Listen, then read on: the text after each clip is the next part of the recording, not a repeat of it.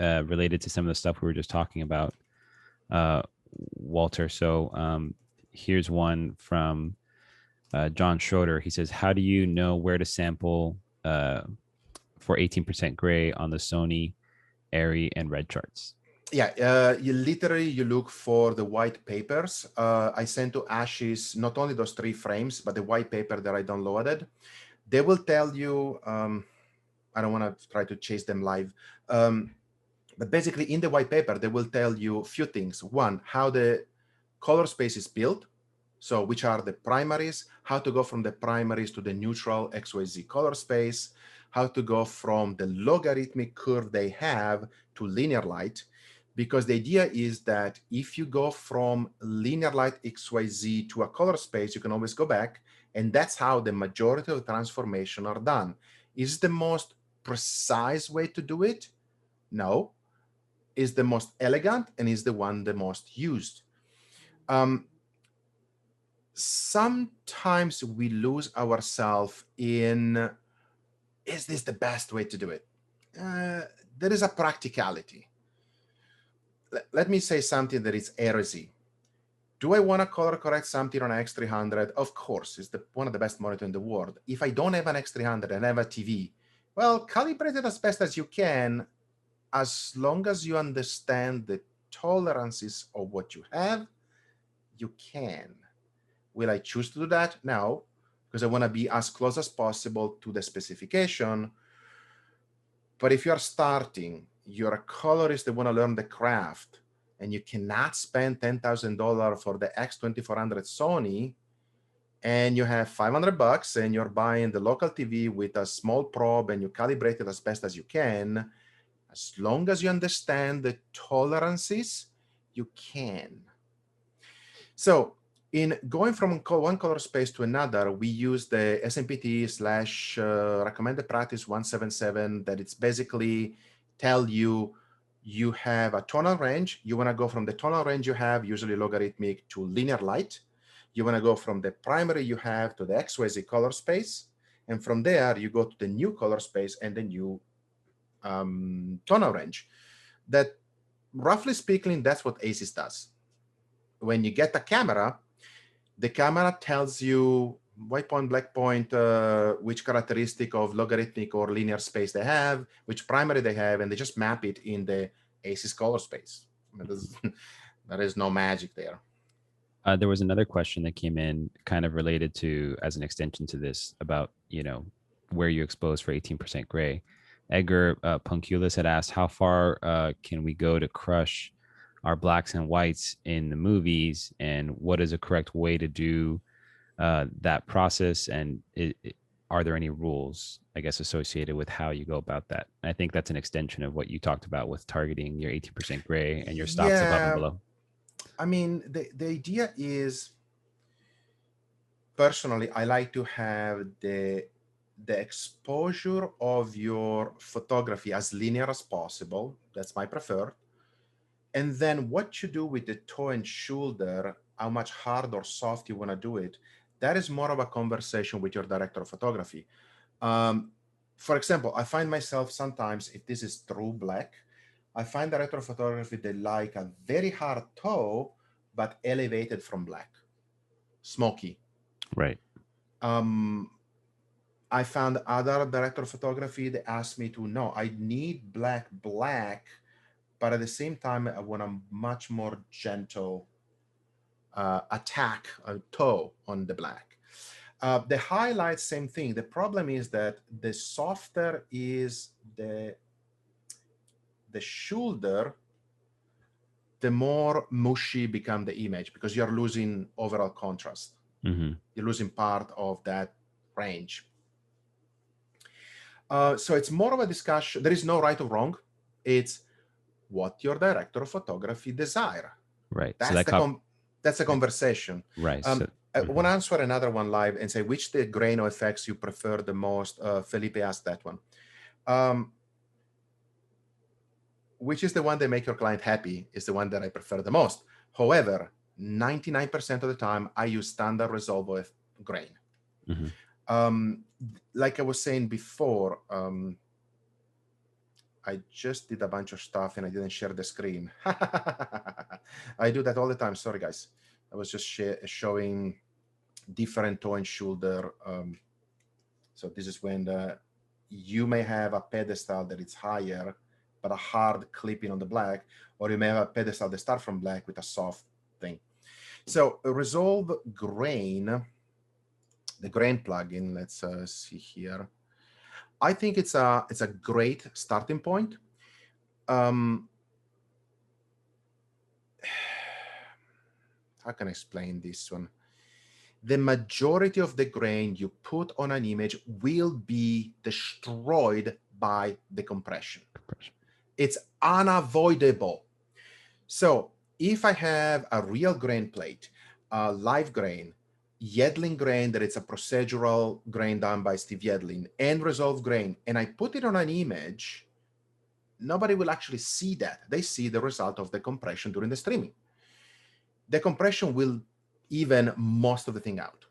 But even if I don't do that, I can do a blind test where I put those 4 grain that I described plus no grain on a series of real images, scramble them, and you will be challenged to actually identify which grain is which, because they will look about the same. Once you put grain on a real image, most of the grain looks the same. There is a very famous movie that I did with a very famous VFX company, and they have real scan grain they use to put overlay on the VFX when they do CGI. But because the amount of frame they have is not infinite, is, I don't know how many they have, 2,000, 3,000. Sometimes you go at X number of frame inside VFX 1 and X number of frame on VFX 2, and the grain pattern is identical. Not similar, identical. Right. But when you play the shot in context of a movie, nobody will ever seen it, even uncompressed, 4K, 444, on a projector. You're staring at the sky, you cannot see it. Remember, if the observer cannot see it, you're way beyond what you do. So, of course, you can use a plate. And the plate has only, I don't know, 750 frames. So every half a second, you repeat the same frame. Nobody will see it. We have one more grain question as well. Let me go one more detail. The only thing on Resolve that I wish is the ability to blend red, green, and blue with more or different strength. Just because if you have film, for example, the blue record tend to have more grain than the green, than the red. And this is difficult to do with Resolve unless you do, a split and recombine. So other plugin give you more fine control on how much on the red, how much on the green, or the blue. But it's such a minute thing, and sometimes it's not even desirable. Unless I'm really trying to mimic exactly film, a layer of grain, it's a layer of grain, and it's fine. And the other thing is, let me go on with the grain for one more rant. Because grain, it's awesome. You still see my screen? Good. I'm still shared. That's good. Mm-hmm. So, grain. This grain. There. You have a negative. Okay? The negative can be normal, overexposed, underexposed. That will generate different amplitude of grain in different part of the shadow, highlights, and midtones. Then you have a process of printing. That one adds a second layer of grain. And if a negative has more grain on the lowlights, a print tends to have more grain on the highlights. But when is the last time you actually saw a print straight from a negative? Most of you, never. Because even back in the days when they were doing prints, you will not strike a print straight from the negative, IMAX being an exception.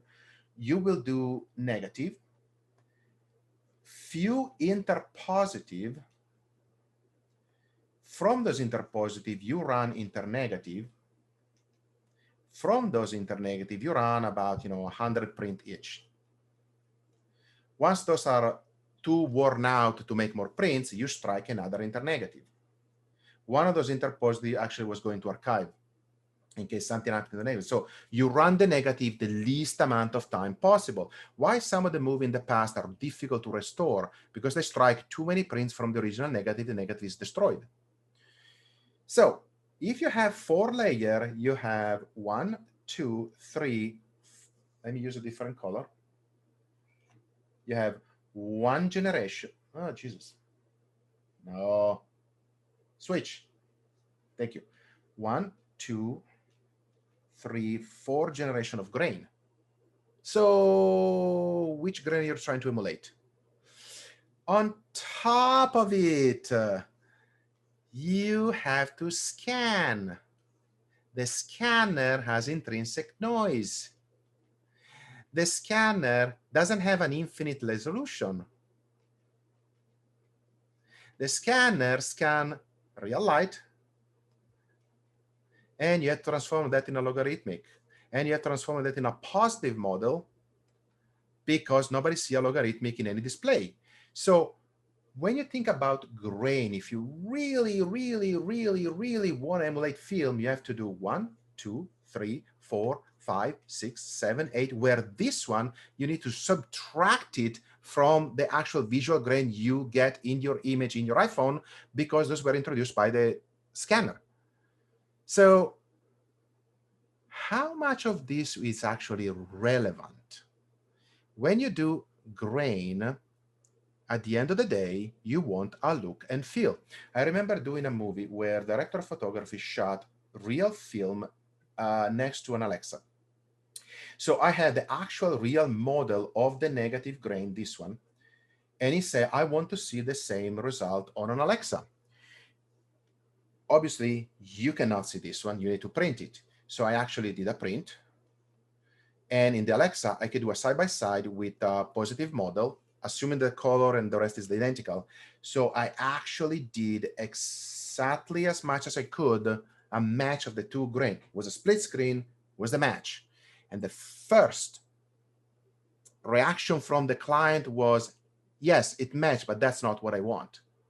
Because what you think about grain is not what you saw right now in a side-by-side, is your remembering of a grain, saw it most likely on a telecine transfer or your favorite movie in low standard definition on a TV that cannot resolve that grain anyway. So again, if you cannot see it, you're doing something wrong in trying to achieve it. You can be a purist, and sure, why not? Spend all the time to try to make grain. Resolve grain is fine. What was the other question about grain? Just a quick one regarding, let me see, from Fabian Anger. What would be your approach in achieving an analog 16 millimeter film look working with digital cameras like Aria Mira and Super 16 millimeter crop mode? I will show that later, because after Okay. I do more of this theory, we'll go in actually creating a couple of those looks.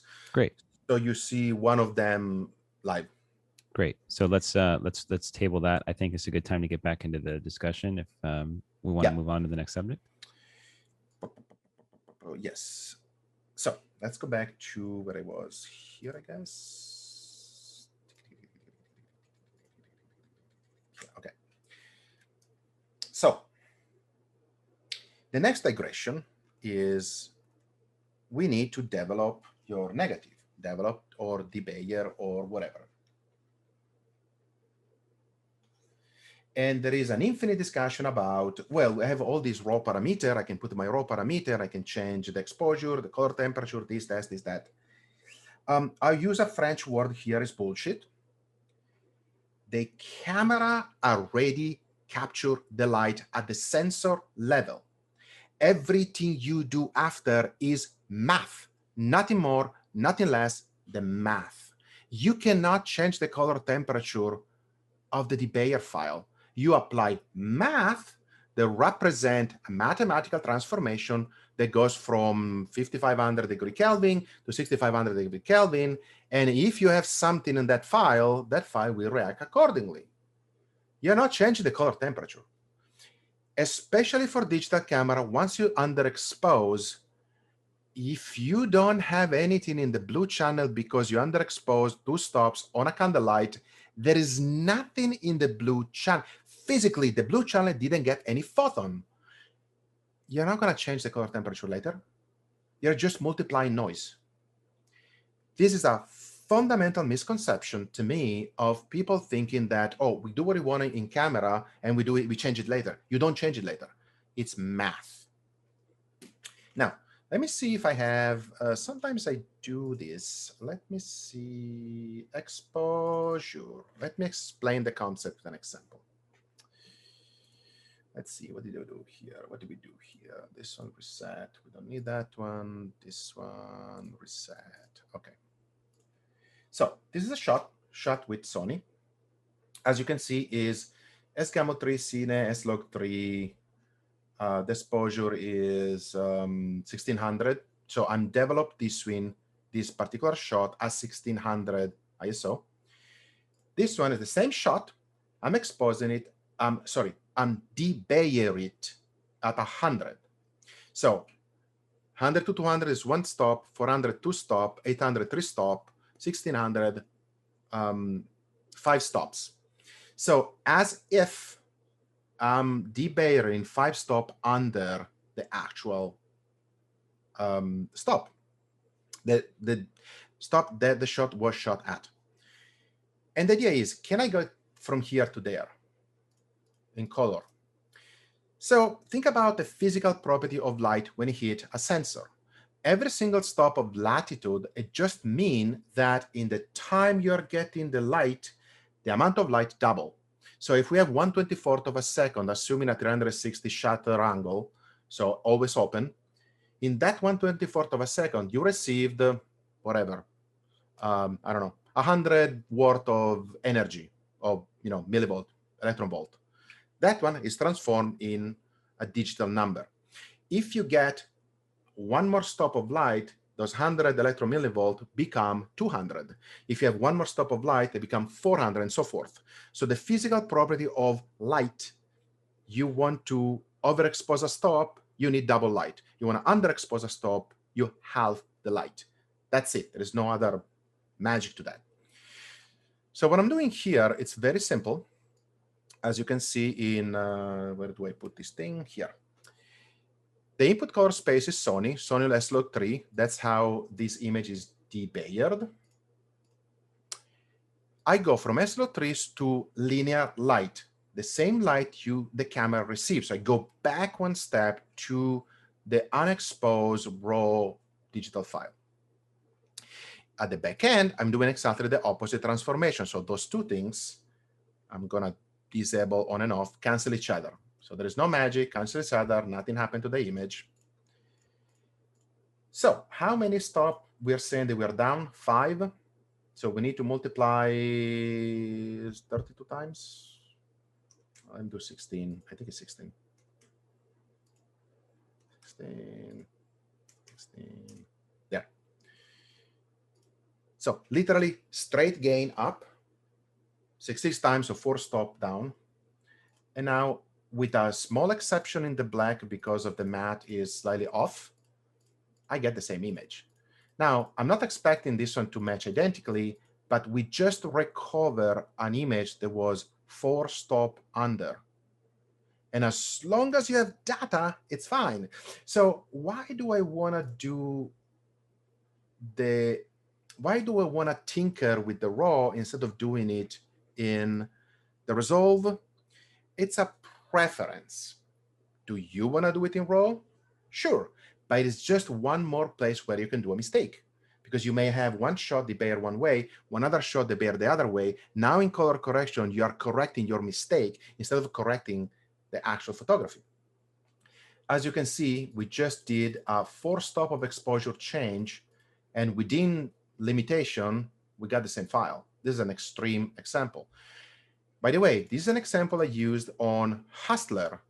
There was a scene where the main character was facing a window that was facing north, and the takes took about an hour to do. It's a long monologue, and she did it a few times. And the problem was the end of the day, the light was going down.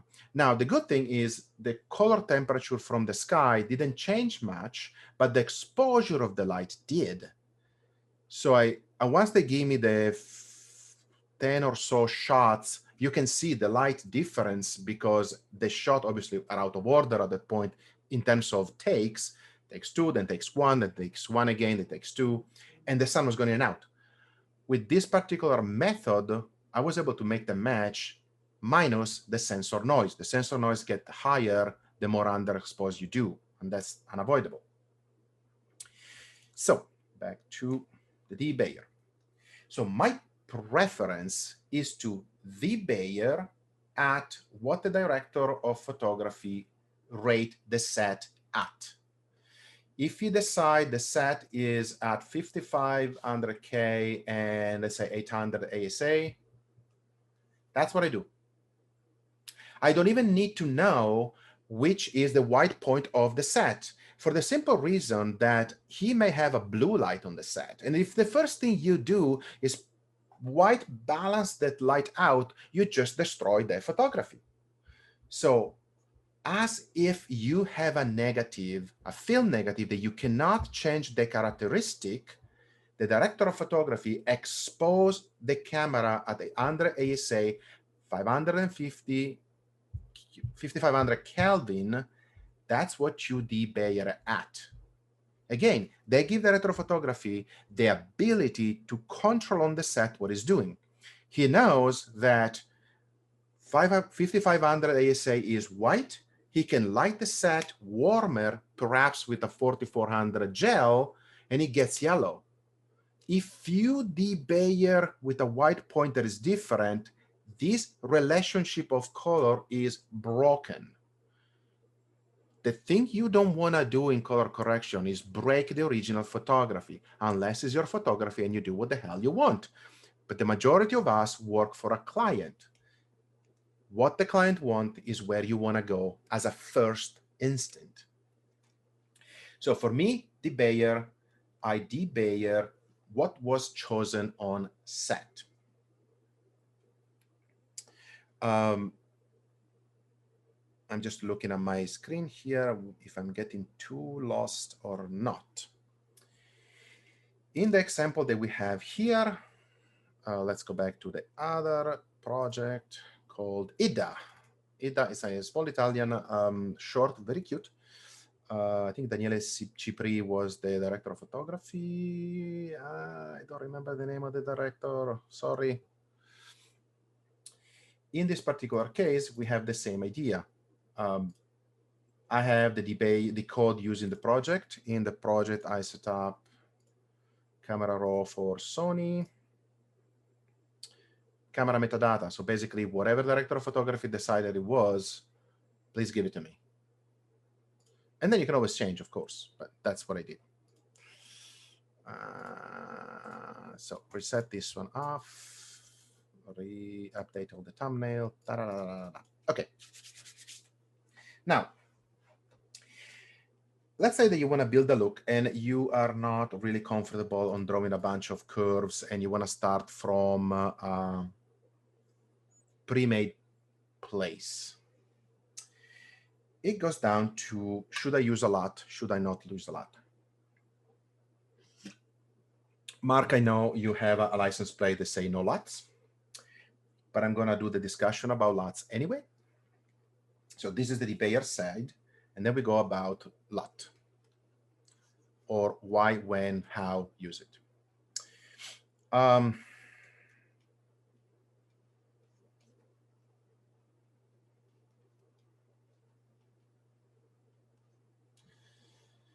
The majority of you around the world have no idea what that is. And it should be like that here in the United States. If I change just the X and Y numbers with Fahrenheit and centigrade, this is a simple mathematical formula that transforms Fahrenheit in centigrade. And I can give you some I don't know, numbers. For example, 0 in Fahrenheit, it will be whatever it is minus whatever it be in centigrade. And I give you, I don't know, 32 in Fahrenheit is 0 centigrade. And I will give you 180 Fahrenheit, I think it's 100 Celsius. I'm not sure about those numbers. I don't care. That's not the point. The point is those two elements together. It's a mathematical transformation plus a series of numbers. It gives you a table that can be used to transform Fahrenheit to centigrade. If here I put potatoes, I'm not expecting centigrade in the other side. It doesn't work. So lots per se, a series of numbers coupled with its transformation only have a meaning if you know exactly those two things, what you're putting in color space wise and what you're putting out color space wise, because lots, it's about color spaces transformation. If you don't know those two parameters, it's like using the Fahrenheit to Celsius conversion to understand how much meat you have to buy to do a veggie recipe. Meat, veggie, Fahrenheit, Celsius, they don't blend. Getting a random effing lookup table from internet, slapping on your project is the right thing to do if you want to fail. I'm sorry, all of you that sell lookup table in internet, why do you do that? At least tell the user, I'm expecting to have this color space in internet, that's color space in output, otherwise this mathematical transformation doesn't work. The second thing we have to remember about lookup table is lookup table doesn't define every single possible color. There is an interpolation. In the result, there are two methods of interpolate a lookup table. In color management here. One is called trilinear, one is called tetrahedral. What's the difference? Trilinear, it's a method of interpolation that is faster, use less resources, and it was more imprecise. And you can see, especially when the lookup table density was only 17 points or even just 9 points, if you have a grayscale and the lookup table is very aggressive, the grayscale doesn't stay neutral, tend to skew magenta green a bit. Tetrahedral is just, it's a better interpolation method. It does a better job on interpolating. And there is a thing about interpolation. Imagine for a second that you're driving, like me. I'm in Los Angeles, I'm driving. Currently is, I don't know, 86 degrees. I'm just number out of my ass. And my mom called me. She's in Italy, and she wants to understand which temperature is where I am. I can try to do this math by head. That's difficult. Or I can just simplify, take away 30 from this number. That will be 56. And divide by 2 will be roughly 28. Okay, if I tell my mom is about 28 degrees here, she, by experience, know how much roughly 28 degrees is. Is it the right number? No, it's close enough. If you, the observer, cannot feel the difference, you're close enough. The disadvantage of let me just keep stay there for a second. That's about tolerances. Remember, you pass through an interpolation. The interpolation will do some tolerance in your image, but you still have to do color correction. So even if this one is not exactly the number you want to get, you still have chance to change it a bit. And in the other side, there is a point where saying to my mom 28 or saying 27.36, assuming that this is the right number, I cannot measure the difference. If you have two objects that they are exactly that temperature and you put the hand on it and then you switch the hand, yes, you can tell the difference, but you cannot tell the absolute value. Same for the human eye. A lot of things we do, it's about ratios. You can't tell the absolute light value. You can tell a ratio. This is darker than that one. That's more magenta than that one. Your eye auto balance, your eye does an auto white point all the bloody time. Your eye does also something that is freaking amazing. Imagine for a second that you have a campfire. So this is fire, and you have your logs, whatever. And here you have your spouse, partner, kid, doesn't matter, sitting just next to it. The light hitting this person, and there are all stars around and whatever.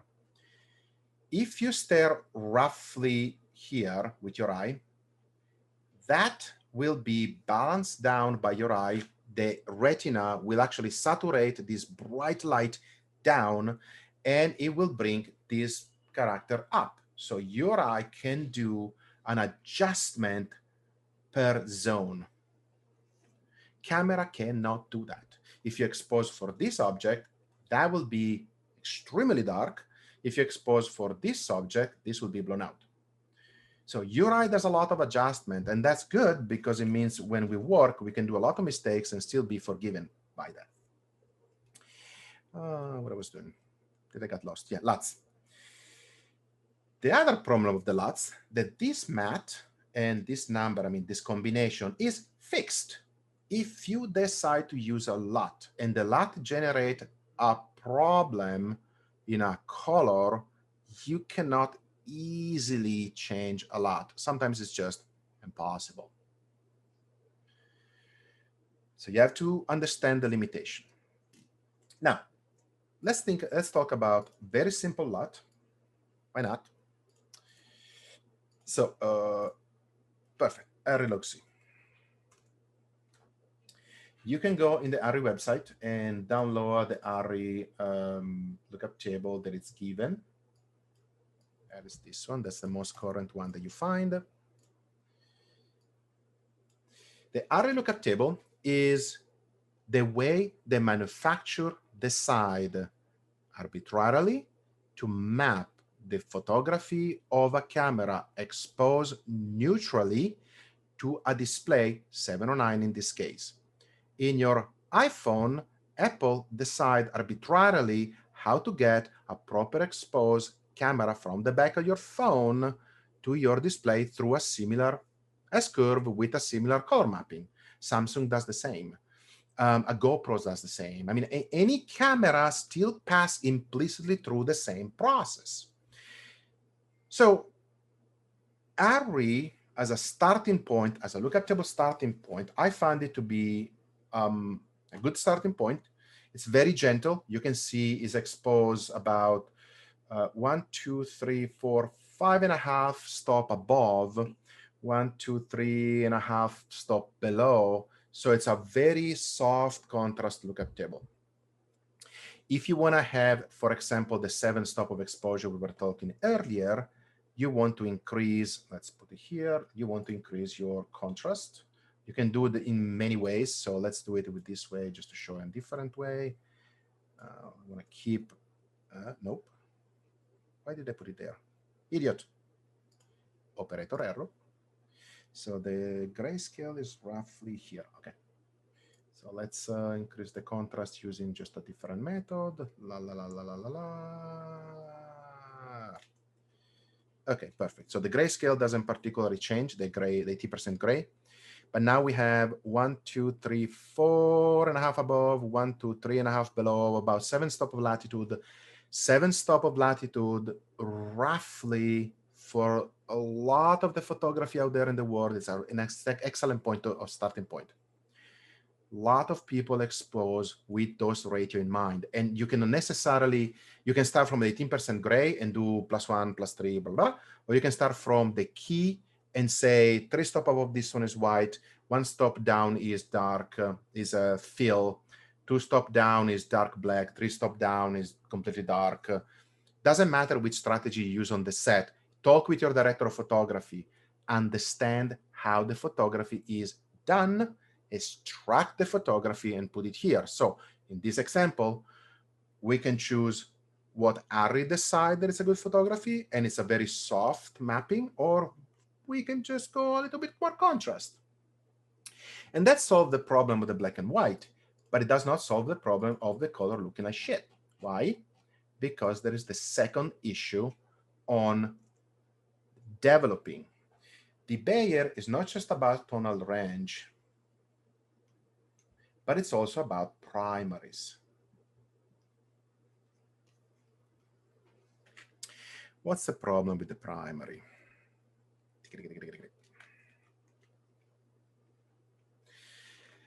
The problem with the primary is that every manufacturer has to take a hard decision. How much saturation Oh, white on white doesn't work. How much saturation I want, or how much of the original, because saturation is the wrong word, sorry. How much of the original color from the scene I want my device to capture? How much sensitivity I want my camera to have. And remember, I told you before, you do math on an already captured data. So every camera was manufactured with one color temperature and one exposure in mind. That is, there is one set of color temperature and exposure. There is the sweet spot of the camera. There is how the camera was manufactured, with a couple of exceptions. For example, the Sony Venice and some of the Blackmagic camera and some of the Canon, they have a dual exposure, dual ISO, and I can also, I can talk about that for a second. But every camera manufacturer literally build the camera with one set of color and tonal range distribution. Everything else you do is math after that. Yeah, but I can change the number on the camera. No, you're just telling after you capture that what you do with the file. You're not changing the color temperature of your camera. Stick that on your head. So let's get infamous thing that most of you probably saw. Back in 1931, I think, say 1931 or 32, 31, 32, no, don't remember. We did a bunch of tests to see which are the color the humans can see and which are the frequency of light that we cannot see. And we come up with a diagram. This diagram is the CIA horseshoe, blah, blah, blah, blah, blah, blah, where if you imagine to draw a line that goes from this all around the peripheral and here, those are infrared. This is the frequency of the smallest, sorry, the longest wavelength of light our eye can perceive. And you go all around, so you have red, then you go to the greens, then you go to the blue, and this is the ultraviolet. This is the shortest frequency of light we can perceive. And if you start to mix them together, there is a line that we define as black body curve, that is kind of our white reference point. Black body curve, it means nothing more than having a block of tungsten and literally heat it. And if you heat it and you have for 400 nanometer, 700 nanometer, or red and blue, you start to see the spectral emission of the light going from extremely red to a more yellower to a more greenish. And if you, for idea, can heat that enough to be the temperature of the sun, you get a 5500 Kelvin white point. That's actually a measure of a temperature. Is a black body object, ideal object that has been ideally heated to 5500 Kelvin degree, that is the spectral emission of that bloody bag. It's physics, nothing more, nothing less than that. That's where your 5500 number come from. 6500 means, oh, it's been heated to 6500 degree Kelvin. Our eye tend to make a white point locked to daylight. That depending, the latitude, how many atmosphere, time of the day, the sun is very high or very low.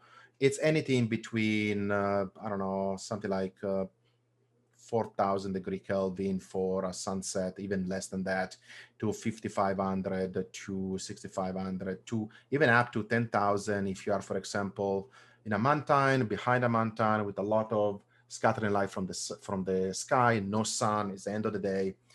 And our eye always trying to rebalance that. Otherwise, we will not be able to see. At the moment, I'm illuminated by this set of light that roughly are probably 6,000 Kelvin, and it looks white to me. And if I go in a place where, in the kitchen, where the lights are only 3,200 Kelvin, our eye recalibrate. Camera do not. So you need to keep that in mind. What happened here? In the old days, we were limited by what the physical tube could do.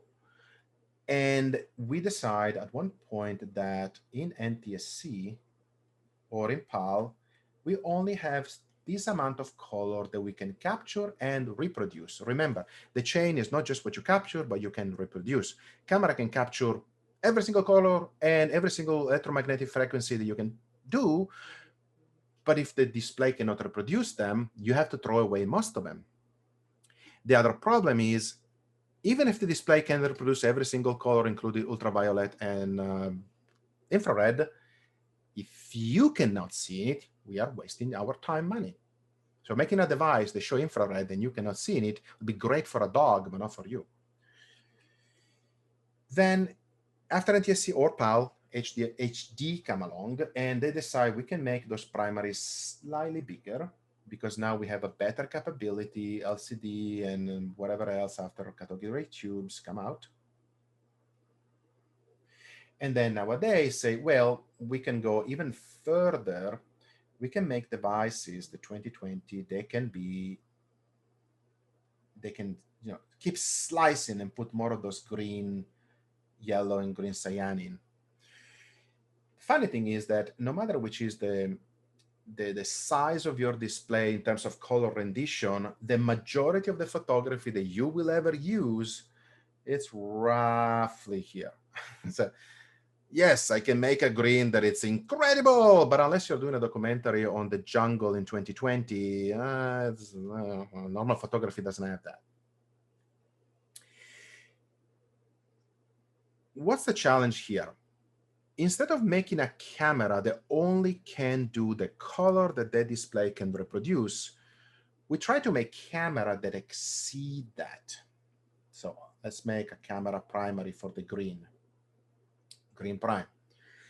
Because we want to try to capture electromagnetic frequency that not necessarily your display can do, but you have it, and later on you can use it and you can somehow elegantly remap it in.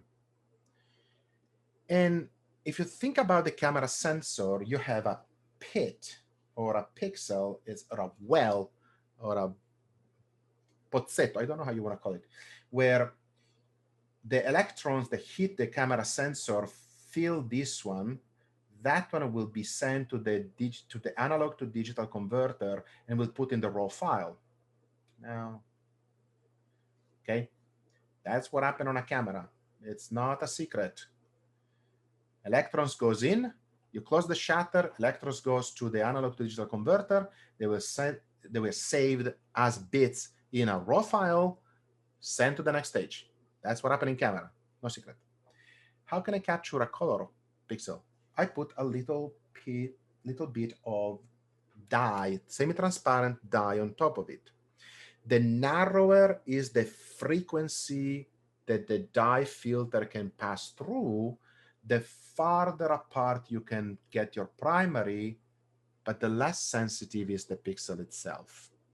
It's unfortunately, because it become, less photon pass through, pixel become less sensitive. So I will advocate, like Steve Yedlin does, for having better pixel than more pixel. I don't need an 8K camera if the pixel cannot capture more than 6 electrons. I'd rather have a 4K camera, 4-point-something camera, size of this physical pixel bigger, more photon, less noise. The other thing is, every single manufacturer try desperately to optimize this blend. So you will have, for example, Red versus Alexa, where the full green is slightly different. And those two greens are different than the actual one the display can reproduce. So if you have a value of, let's say 100 of green in an Alexa file, The actual visual color in your eye is not that, because actually you cannot see it. You can only see this green. And the hue of it will be different than the 100% from a red, because the actual color will be different. How we solve this problem? We go back to math. You have two ways to do it. Either you brute force the color in, would not recommend that, but if you want to do it, please do. Or you simply use math to try to match the primary. How you do that? Well, just to emphasize, I'm working now in non-managed color space. I want to manage it myself so you can see exactly what I'm doing. And usually, I don't use managed color space. If you want to do it, know the limitation, you can use it.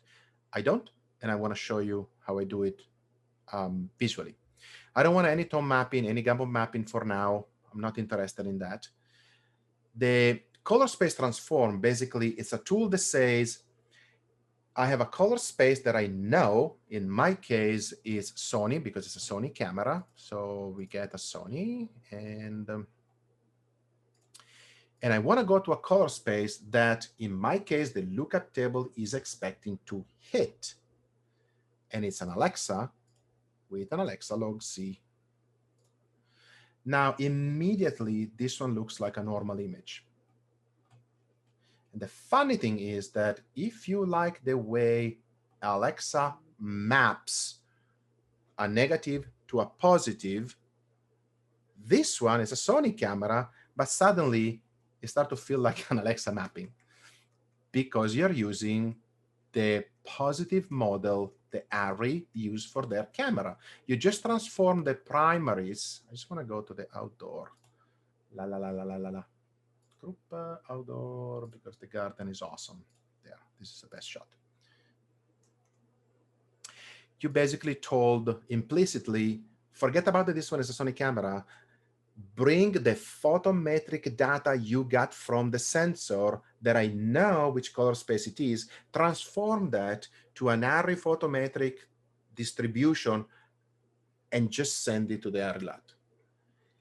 I haven't done 1 inch of color, and this image already start to look great, because the look we're trying to develop is not targeting the shot, is targeting the photography. That's the whole concept. Imagine that you have every single photography that was ever done on an Arri camera. Which is the best way to map the photography to a display? You will find whatever is your artistic intent, and you just put it on the whole photography. Simple as that. Now, what if the method of representation we want to use is not the one of Arri, and disabled because I'm in the group, but it's, for example, film? Now, again, do you want to represent film? Fine. Oh, actually, we already did that. Let me go back to show you the one that we did right here. That would be layer 6. So let's say you want to represent film because you are good and a good boy and you want to do film, and let's not use blue because we already used blue. Let's use pink because we don't have pink here. So when you represent film, do you want to represent the way film negative capture light? Do you want to represent the way print projected display that particular capture light? You want to represent the whole process. So you have to define which aspect of print you want to represent before you can build a look. Anything that can be defined and you can find a mathematical or a tool correlation can be used in a look. Saying that you want something cinematic, it's bullshit. What cinematic means.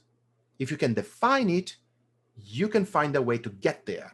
If you cannot define it, it's like talking or bubu jaja energy when somebody is sick. Can you define it? If you define it, can you find a mathematical model?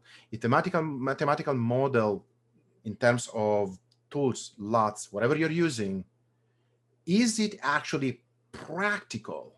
If you do a model that is so intense that you lose completely the ability to do real time, you're wasting your time. Back to the grain, back to halation for a second. There was a project that I've been asked to help where they were using a halation plugin. It's a new halation plugin. It was a beta or an alpha, I don't know. We're not talk about which one it is, where it come from, doesn't matter. It looked really good. I mean, it looked honestly like, yeah, this looked like, good halation. There was a problem. It takes 9 hours to render a single reel of a movie. Multiply the 6 reel, that's a lot of time. And you cannot see a real-time playback until you render the whole goddamn thing. That become unusable. So can we model, in that case, halation good enough that the client feel that it's getting the same look and feel, but doing it in real time?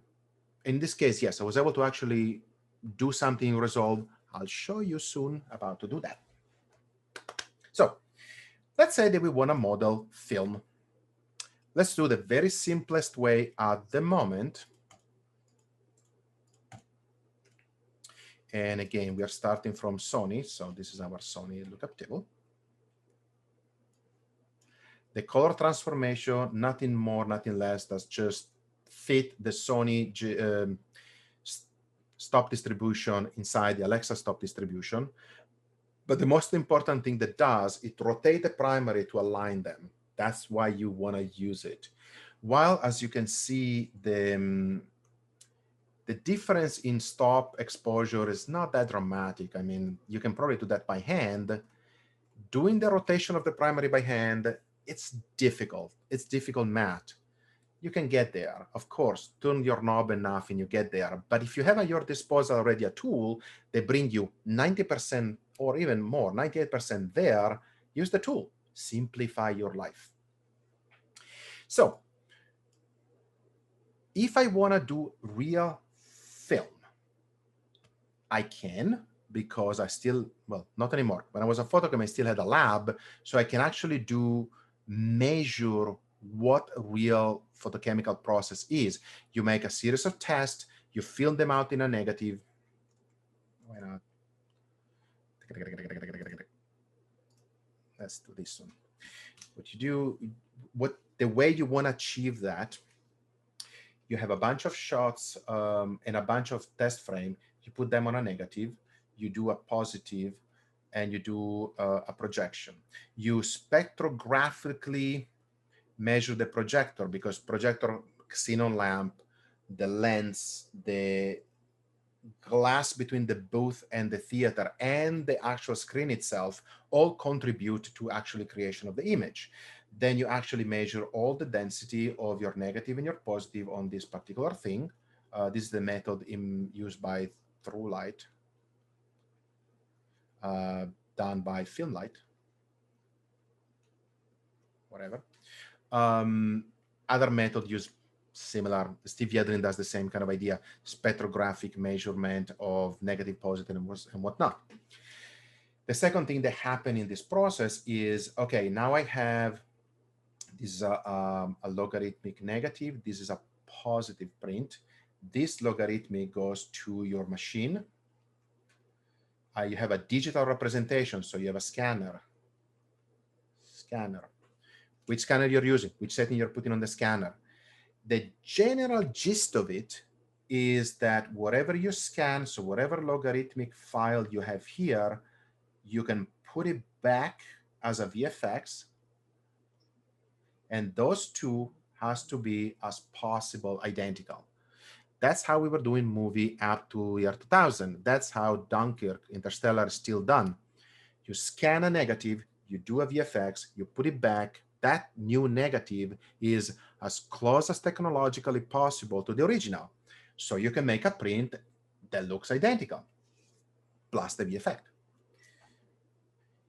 So the idea is I can print this one out and I have a digital representation of it, and this is my projector, I can put here a model, a lot, that represent the process as good as possible. It has to represent this process.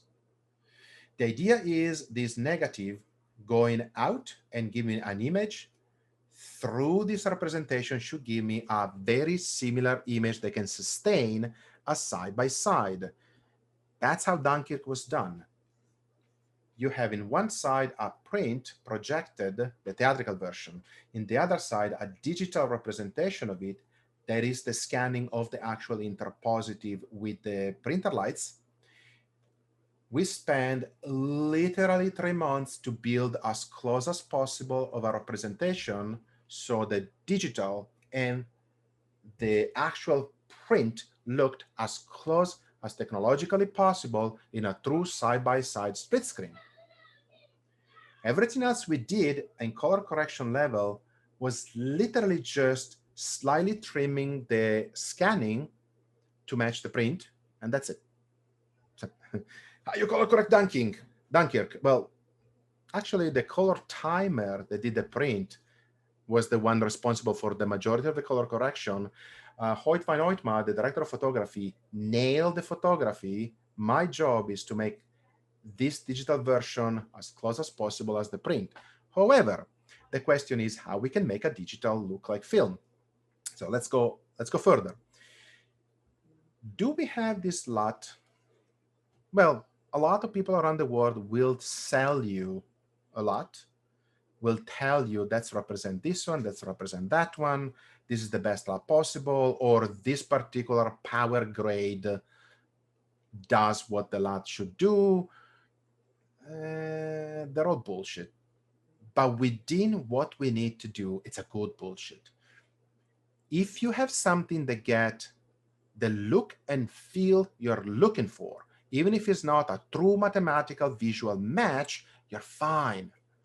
So, Resolve give you a series of starting points. Do I use this one for real production? Hell yeah. Hustler, for example, was modeled using the Fujifilm. Oh Jesus, the name. Nobody that is in the theater was modeled using this Kodak lot.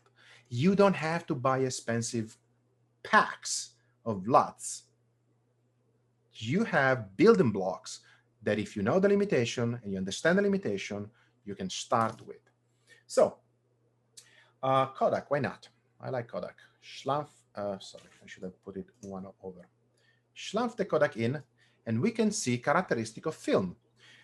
The highlights are very warm because in projection, the maximum white you can get, it's about 5,500 Kelvin. In digital, your white point on 709 that we are using right now is 6,500. So I'm not expecting them to match.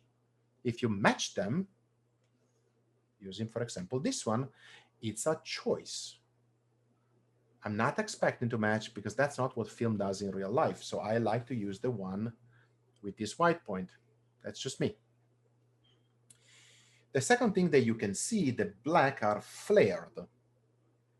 That because it represents better, in theory, what an actual image on a display with a higher contrast and luminance look like compared to the original print that you may have on a projection. The idea is, do I like the flare? Do I not like the flare? It's, do I like it or not? You can keep it, you don't. So let's make, just for the sake of discussion, let's trim this one slightly. Now I'm working after the lookup table, so I'm physically changing the look. I'm remodeling the look. I'm plastering, do little detail on the look itself. I'm not even looking at the photography. So I'm gonna get just the low lights with the shadow and go down so I get a slightly snappier image. If you look at this top, for example, you can see that there is more cyan green in the lowlights. That's what film does. If you want to use a film emulation, if you want to mimic film, you cannot expect to have the black purely black, because that's not what film does. The next thing we need to do is, well, I have a Sony camera and I want to emulate film. Okay. The question is which color space the lookup table is expecting. Open file location. I have no idea where it went. Here. Double click. Okay, ta-da. Luckily for us in Blackmagic, it actually gives you a couple of ideas. It tells you Cineon log is the tonal range of the input. It's a flowing point data 0 to 1, and we know that the logarithmic file has 0 to 1 mapped there, and we need to remap it to elegantly match that. It's a D55 point. It gives you a 709 gamma 2.4 output. What it doesn't tell you here is which is the actual primary in ingest. And I can tell you for those lookup table is 709. It gives you an excellent starting point. So Sony is our starting point. We go to 709 and we go to Cineon log, if I found it, Cineon film log. That's what the lookup table in Resolve is expecting. This is what you get now. Okay, so the midpoint got pushed up a bit. You have 1, 2, 3, and some stop above, 1, 2, 3, and some stop below. It feels a little bit hot because you see the midtone is slightly pushed up. And the white part of the shoulder seems to be a little bit clipped. So why not? You can go in and just say, yeah, why not? We're going to recover some of those highlights. Where is the thing? Here. High, soft. Can I do this one? No, it's this one. Doesn't recover much. Yeah, doesn't recover much. Come on, recover something for me. There is not much to recover anyway. Right, there is not much to recover because I'm an idiot. I need to recover that before I go there. Otherwise, there is nothing to recover. It's already clipped. Idiot. The order of operation is important. Aha, that's why.